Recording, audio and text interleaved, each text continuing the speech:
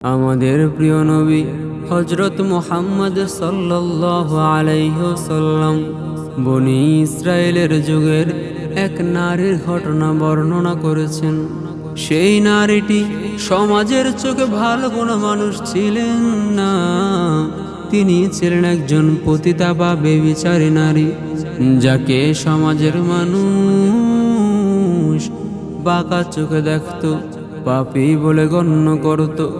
একদিন সেই নারী তীব্র রোদের মধ্যে মরুভূমির পথ ধরে হেঁটে যাচ্ছিলেন। মরুভূমির তপ্ত বালু আর খা খা রোদে তৃষ্ণায় তার বুক ফেটে যাচ্ছিল। মনে হচ্ছিল পানি না পেলে তিনি এখনই মারা যাবেন। হাঁটতে হাঁটতে ভাগ্যবশত তিনি একটি কূপের দেখা পেলেন। নারীটি অত্যন্ত কষ্ট করে কুয়ার ভিতরে নামলেন এবং প্রাণ ভরে পানি পান করে নিজের তৃষ্ণা মেটালেন।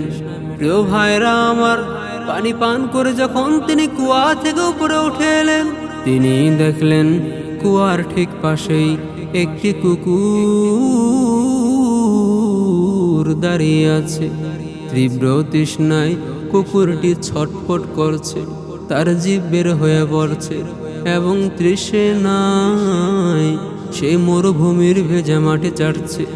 কুকুরটির অবস্থা দেখে নারীটির মনে ভীষণ দয়া হলো। তিনি নিজের তৃষ্ণার কথা স্মরণ করলেন এবং ভাবলেন, আহা, তৃষ্ণায় আমার যেমন কষ্ট হচ্ছিল, এই অবুঝ প্রাণীটারও ঠিক তেমনই কষ্ট হচ্ছে।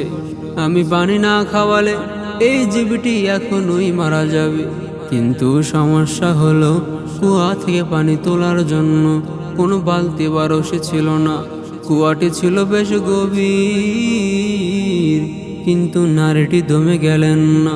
কুকুরটিকে বাঁচানোর জন্য তিনি এক অভিনব উপায় বের করলেন। তিনি আবার সেই গভীর কুয়ার ভিতরে নেমে গেলেন। নিজের পা থেকে চামড়ার তৈরি মোজা খুললেন, সেই মোজা দিয়ে কুয়া থেকে পানি তুললেন। এখন মোজা হাতে নিয়ে তো আর কুয়ার উপরে ওঠা সম্ভব নয়, কারণ উপরে উঠতে দুই হাত ব্যবহার করতে হবে। তখন তিনি পানি ভর্তি মোজাটি নিজের দাঁত দিয়ে কামড়ে ধরলেন এবং অত্যন্ত কষ্ট করে কুয়া থেকে উপরে উঠে এলেন। প্রিয় ভাইরা আমার, উপরে এসে তিনি তৃষ্ণায় কাতর সেই কুকুরটির সামনে পানি ভর্তি মোজাটি ধরলেন। কুকুরটি তৃপ্তি সহকারে সেই পানি পান করলো এবং তার প্রাণ রক্ষা পেল।